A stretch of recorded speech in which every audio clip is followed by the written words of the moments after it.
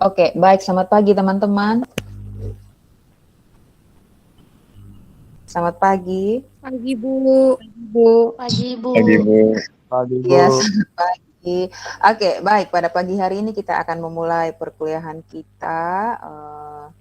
Perkuliahan pada pagi hari ini yaitu mata kuliah pengantar hukum Indonesia yang diampuh oleh saya Rambu Susanti Mila Maramba SHMH. Nah, sebelum masuk pada mata kuliah pengantar hukum Indonesia, saya akan menjelaskan rencana pembelajaran semester dari mata kuliah ini, yaitu yang sering disebut dengan RPS. Nah, di dalam RPS itu, di dalam rencana pembelajaran semester tersebut, ada deskripsi mata kuliah. Jadi deskripsi mata kuliah dari pengantar hukum Indonesia. Yang harus dipahami bahwa pengantar hukum Indonesia merupakan mata kuliah yang sangat dasar atau mata kuliah yang wajib diambil di program studi hukum. Dan mata kuliah ini disajikan pada semester pertama. Kemudian deskripsi mata kuliah pengantar hukum Indonesia yang kedua, di mana mata kuliah ini akan memberikan pemahaman kepada mahasiswa tentang perkembangan dan juga keadaan hukum positif yang berada di Indonesia atau yang berlaku di Indonesia. Setelah deskripsi mata kuliah, kita akan masuk pada kemampuan akhir yang diharapkan. Artinya bahwa setelah lulus dari mata kuliah ini, kemampuan akhir apa yang akan didapatkan oleh rekan-rekan mahasiswa, seperti itu. Nah, kemampuan akhir yang diharapkan setelah rekan-rekan lulus dari mata kuliah atau setelah mengambil mata kuliah pengantar hukum Indonesia ini, yang pertama, rekan-rekan akan memiliki kemampuan untuk memahami, kemudian mampu menjelaskan mengenai definisi atau pengertian dari pengantar hukum Indonesia. Tidak hanya mampu menjelaskan pengertian atau definisi pengantar hukum Indonesia, juga rekan-rekan akan mengetahui sejarah dari pengantar hukum Indonesia. Kemudian ruang lingkup dan objek pengantar hukum Indonesia juga akan dimiliki. Artinya teman-teman memiliki kemampuan dalam hal memahami tentang objek hukum di Indonesia, kemudian akan mengetahui apa saja keterkaitan dengan bidang ilmu lain. Kemudian yang kedua, kemampuan akhir yang diharapkan yaitu mahasiswa mampu menelaah dan menganalisis konsep teoritis tentang hukum. Tidak hanya mampu menelaah dan menganalisis konsep teoritis tentang hukum, juga mahasiswa memiliki kemampuan akhir dengan mengetahui dasar ilmu hukum dan pengetahuan-pengetahuan dasar yang berbicara tentang hukum.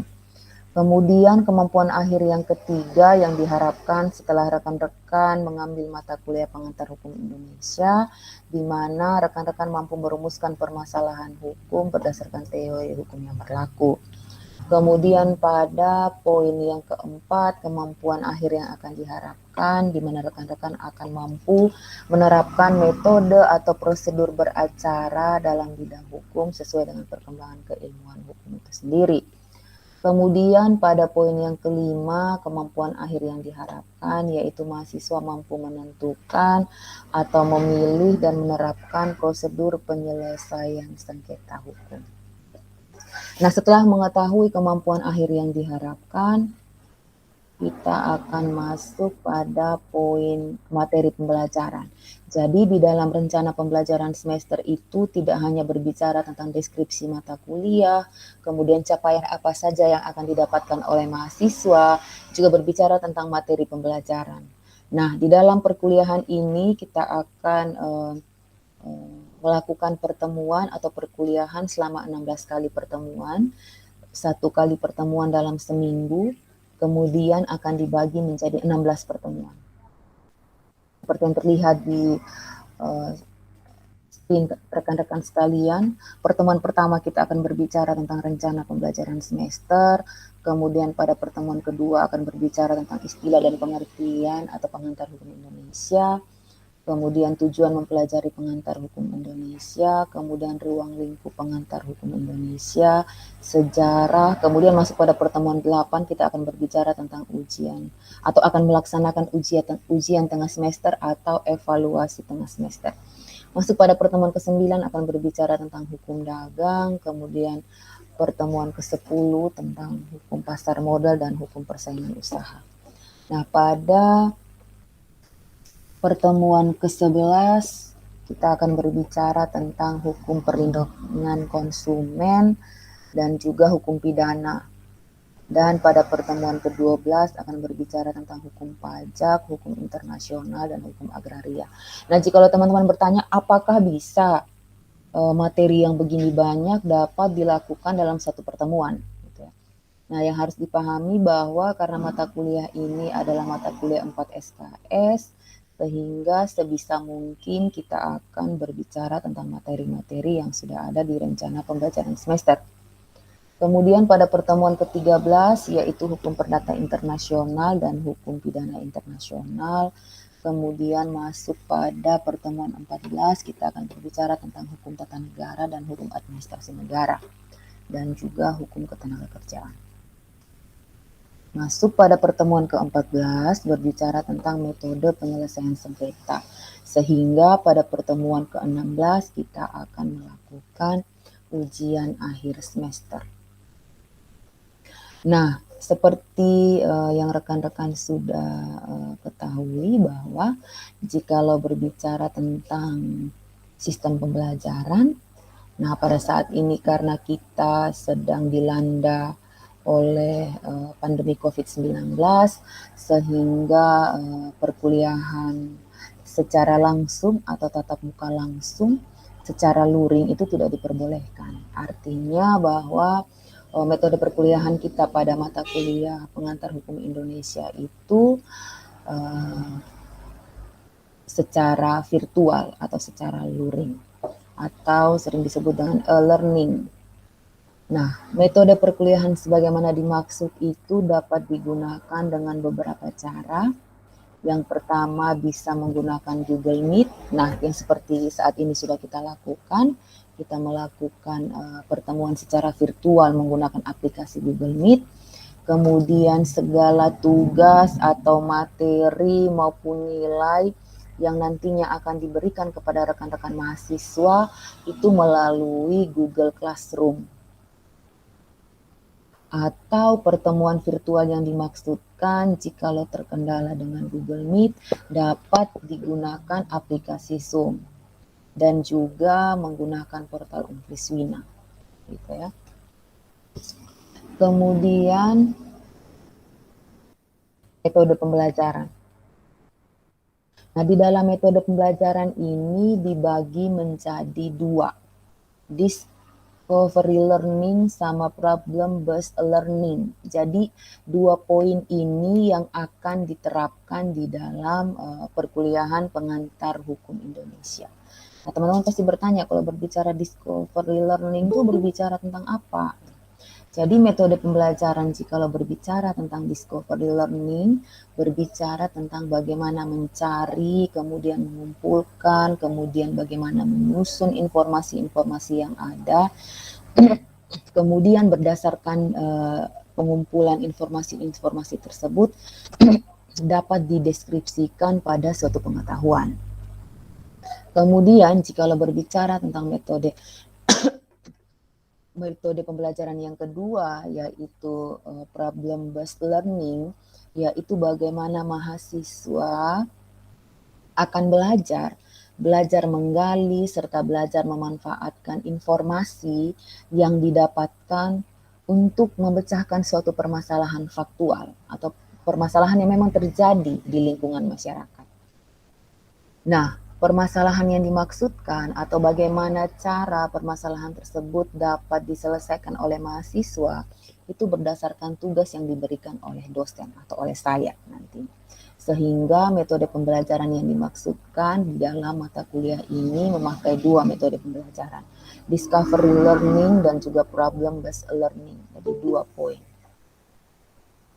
Kemudian setelah kita berbicara tentang deskripsi mata kuliah, kemudian materi apa saja yang akan didapatkan dari pertemuan 1 hingga pertemuan 16, maka kita akan berbicara sistem penilaian mata kuliah yang ada di dalam rencana pembelajaran semester.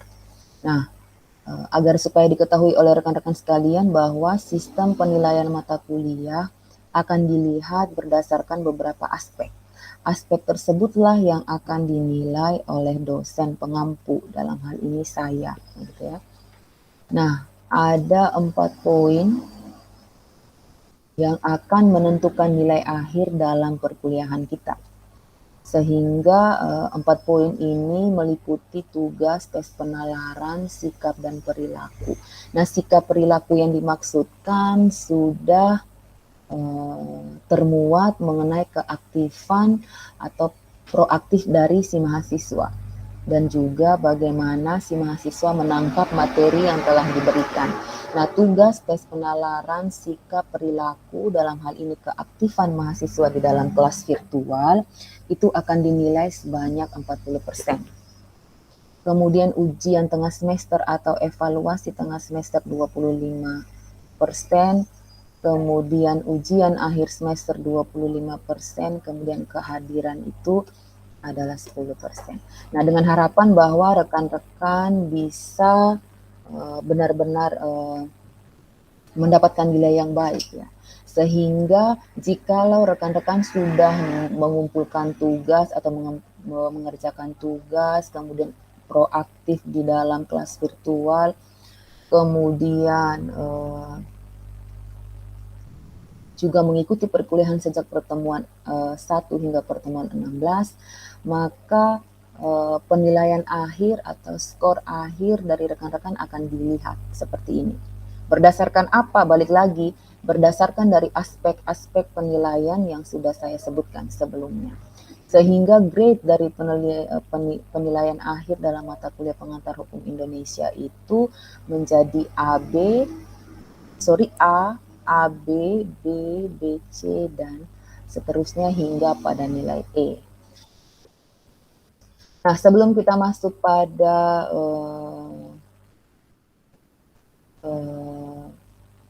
hal yang akan kita bicarakan selanjutnya, apakah teman-teman ada masukan ataupun ada yang ingin ditambahkan mengenai poin-poin yang sudah saya jelaskan? Saya persilahkan.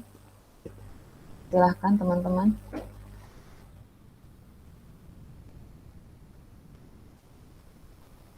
Halo? Tidak. Berarti teman-teman sepakat dengan apa yang sudah dijelaskan di dalam RPS? Iya, Ibu. Sudah paham, Ibu. Oke.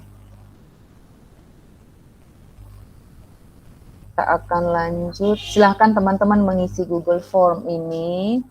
Saya akan kirim di chat Google Form ini. Teman-teman silahkan.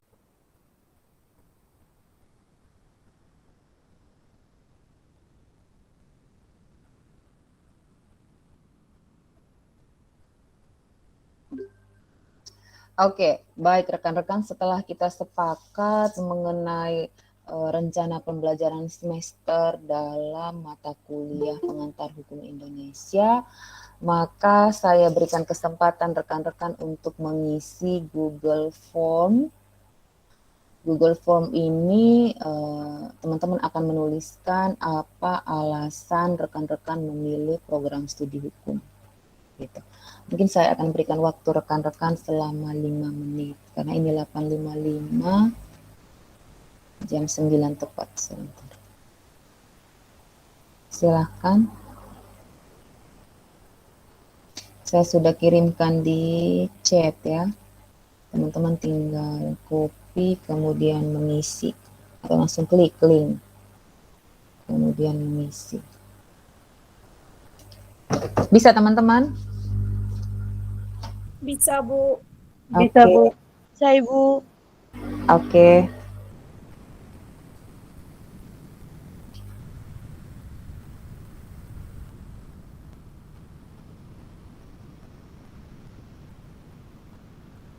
Nah, setelah rekan-rekan menuliskan apa alasan rekan-rekan memilih program studi hukum, maka kita akan langsung masuk pada materi. Pada materi ya. Kita akan masuk pada materi.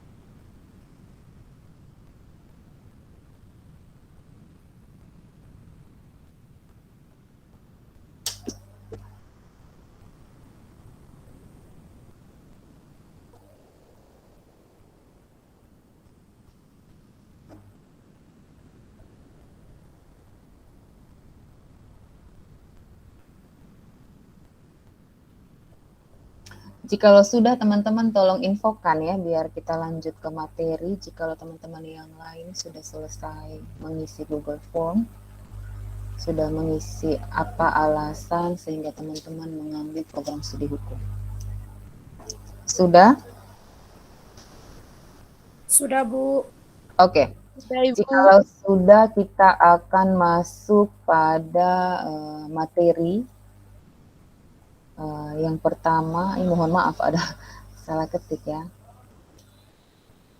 Menurut teman-teman, jikalau berbicara tentang pengantar hukum, maka kita berbicara tentang hal apa, teman-teman?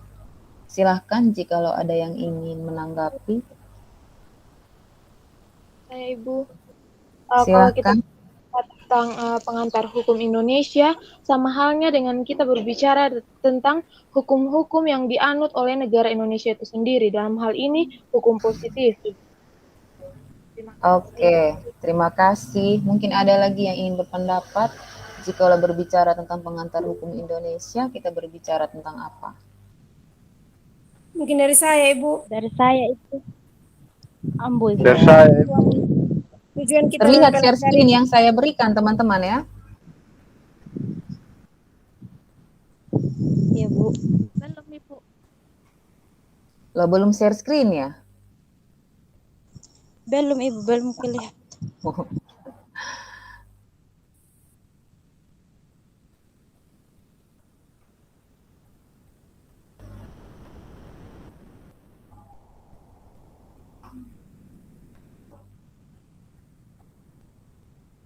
Sudah? ya sudah Ibu.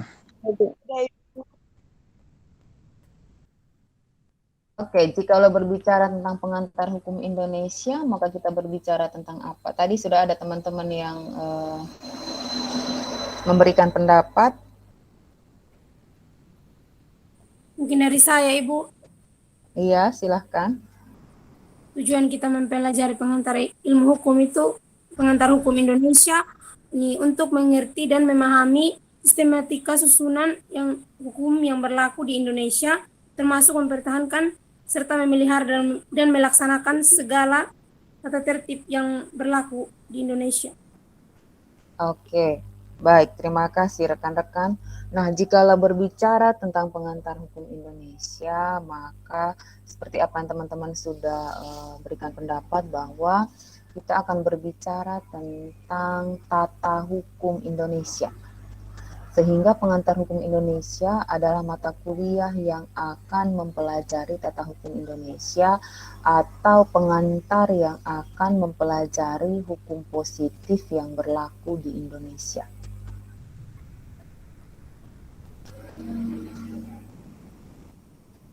Sehingga dapat dikatakan bahwa pengantar hukum Indonesia merupakan salah satu mata kuliah pengantar, yang mana mata kuliah tersebut atau pengantar hukum Indonesia merupakan pengantar untuk mempelajari hukum yang berlaku di Indonesia.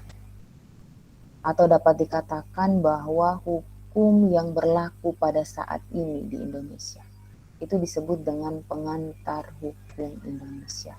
Nah, pada tahun 1993, pengantar hukum Indonesia itu masih dikenal dengan istilah PTHI atau Pengantar Tata Hukum Indonesia. Namun saat ini yang Awalnya pengantar tata hukum Indonesia sekarang atau saat ini sudah disebut dengan pengantar hukum Indonesia. Nah, ada beberapa pendapat sarjana tentang pengantar hukum Indonesia. Yang pertama, menurut Prof. Ahmad Sanusi, menurut beliau berbicara tentang tata hukum Indonesia atau pengantar hukum Indonesia, maka berbicara tentang hukum yang berlaku saat ini atau pada saat ini, sekarang ini di Indonesia. Oleh karena itu, jikalau berbicara tentang pembahasan pengantar hukum Indonesia, maka berbicara tentang keseluruhan hukum yang berlaku di Indonesia. Berdasarkan apa? Berdasarkan positifnya atau berdasarkan hukum berlaku di Indonesia tersebut. Kemudian menurut Ahmad Rustandi bahwa tata hukum Indonesia adalah keseluruhan hukum yang berlaku di Indonesia saat ini. Kemudian pertanyaannya, menurut rekan-rekan sejak kapan Indonesia mempunyai tata hukumnya sendiri? Sejak Indonesia merdeka, Bu, pada tahun 1945. Pada saat Indonesia merdeka. Mengapa teman-teman yakin sekali pada saat Indonesia merdeka, kemudian dengan sendirinya Indonesia memiliki tata hukumnya sendiri? Sejak proklamasi kemerdekaan Indonesia, Ibu. Sejak proklamasi kemerdekaan Menurut saya Indonesia. karena mulai dari proklamasi itulah para pejuang-pejuang Indonesia membentuk tata hukumnya sendiri sehingga mengatur negara sendiri. Oke, terima kasih rekan-rekan. Masih ada yang mau menambahkan? Karena pada masa penjajahan Indonesia masih dijajah, ketika merdeka, Ibu, mereka membentuk ini negara sendiri, yaitu negara Indonesia, dan membentuk proklamasi. Dari saat itu Indonesia bisa membentuk negaranya sendiri dan mempunyai Oke, tata hukum tersendiri. baik. Baik, terima kasih rekan-rekan. Nah, jikalau pertanyaannya sejak kapan Indonesia mempunyai tata hukumnya sendiri, sejak sejak diproklamasikannya kemerdekaan Republik Indonesia itu pada tanggal 17 Agustus 1945. Sehingga pada saat terjadinya atau diproklamasikannya kemerdekaan Republik Indonesia, maka dengan sendirinya telah hadir atau telah ada tata hukum di Indonesia, tata hukumnya. Kemudian, jika berbicara tentang proklamasi, maka berbicara tentang norma pertama sebagai pangkal tolak bagi lahirnya tata hukum di Indonesia. Nah, kemudian kita akan masuk pada poin berikutnya tentang tata hukum atau susunan hukum. Nah, dapat dipahami bahwa hukum yang berlaku pada waktu tertentu dalam negara tertentu itu disebut sebagai hukum positif. Hukum positif yang dimaksudkan itu dibagi menjadi dua. Bisa hukum positif yang memang tertulis maupun hukum positif yang tidak tertulis. Sedangkan jikalau berbicara tentang hukum di Indonesia atau hukum Indonesia, maka kita akan berbicara tentang hukum yang berlaku pada saat ini. Di mana yang dimaksudkan dengan hukum Indonesia adalah hukum yang berlaku pada saat ini di wilayah NKRI. Sehingga jikalau berbicara tentang pengantar hukum Indonesia, maka kita berbicara tentang mata kuliah dasar yang mana akan memberikan uraian analisis dan deskriptif tentang tata hukum yang berlaku saat ini di Indonesia.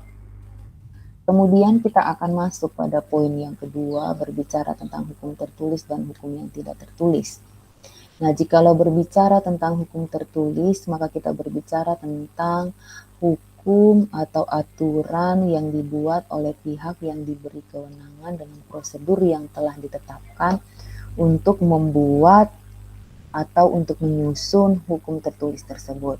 Nah, seperti contoh dibentuknya atau dibuat undang-undang ataupun peraturan tertulis lainnya. Sedangkan hukum yang tidak tertulis adalah hukum kebiasaan dan juga hukum adat. Seperti contohnya, jikalau disebut dengan sewa beli atau denda adat atau sanksi adat. Nah, hal-hal tersebut dapat dijumpai atau ditemui di dalam hukum adat itu sendiri. Kemudian akan berbicara tentang pengertian hukum. Nah, menurut teman-teman atau rekan-rekan, jikalau berbicara tentang pengertian hukum, maka kita berbicara tentang apa sebenarnya? Apa yang teman-teman pahami jikalau berbicara tentang hukum? Apa yang dimaksudkan dengan hukum? Silahkan. Saya Ibu. Iya, silahkan. Menurut saya, hukum adalah seperangkat aturan yang memuat perintah atau larangan dan bermaksud untuk mengatur kehidupan masyarakat. Hukum itu dilarang yang berupa perintah atau larangan tersebut, maka akan menimbulkan sanksi bagi si pelanggar. Baik, terima kasih. Mungkin masih ada lagi yang ingin menambahkan atau ingin berpendapat mengenai maksud dari hukum itu sendiri.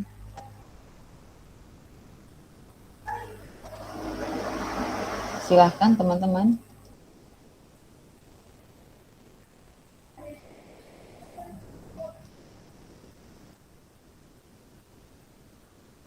Silahkan.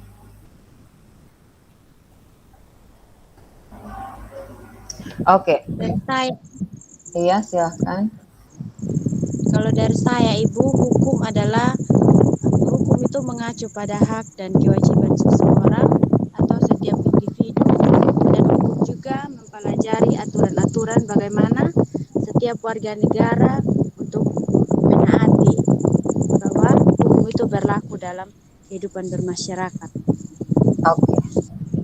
Oke, baik rekan-rekan, kita akan melihat pengertian yang akan diberikan oleh beberapa ahli. Dalam hal ini ada Utrecht.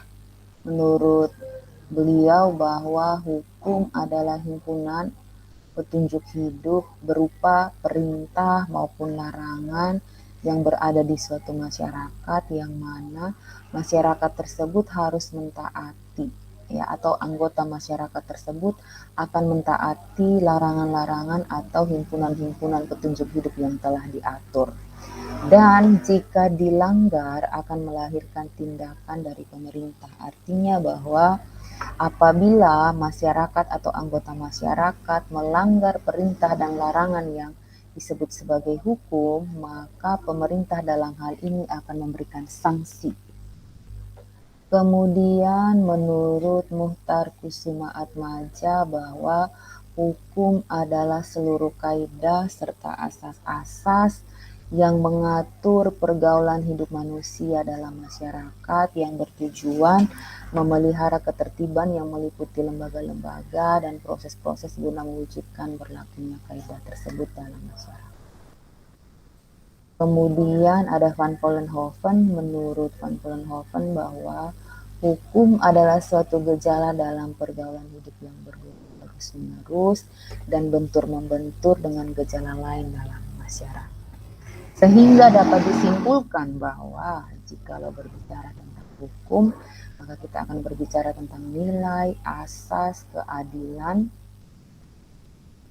yang mana nilai asas keadilan yang dimaksudkan itu membentuk dalam peraturan yang dengan sendirinya akan mengikat si masyarakat, kemudian bersifat memaksa, kemudian memiliki tujuan untuk masyarakat. Nah, sampai di sini saya akan berikan kesempatan kepada rekan-rekan untuk mengajukan pertanyaan. Silahkan.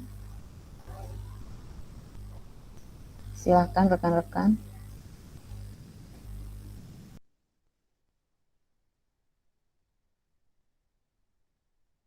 Saya ingin bertanya, Ibu.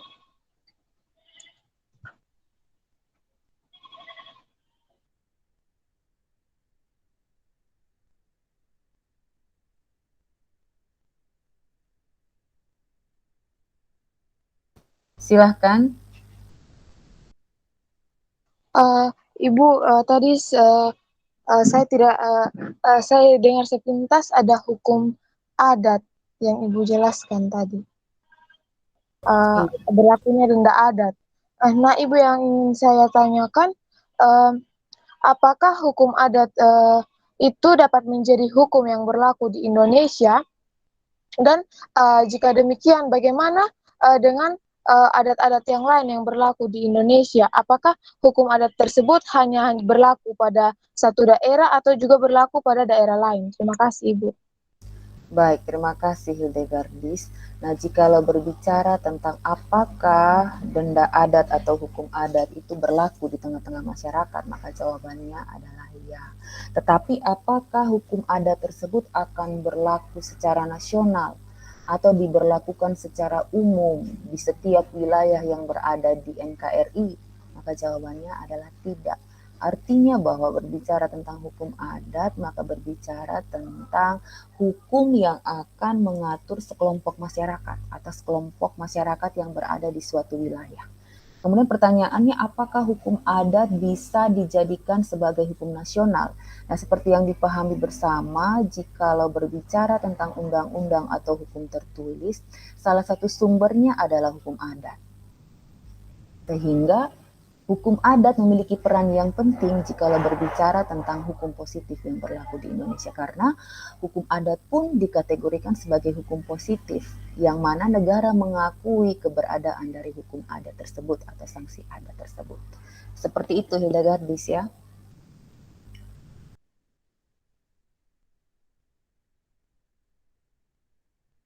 Silahkan, masih ada lagi.